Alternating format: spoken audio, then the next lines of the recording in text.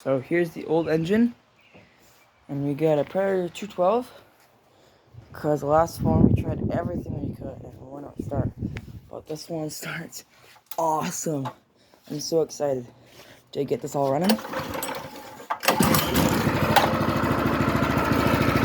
one pull, a good pull, and we gotta get throttle cable good right there. Sorry. Gotta get the throttle cable all right there and there, but it's pretty good. It runs like a beaut. We need to get this stuff running. We gotta get a clutch, and then we'll be good. But right now, it's awesome.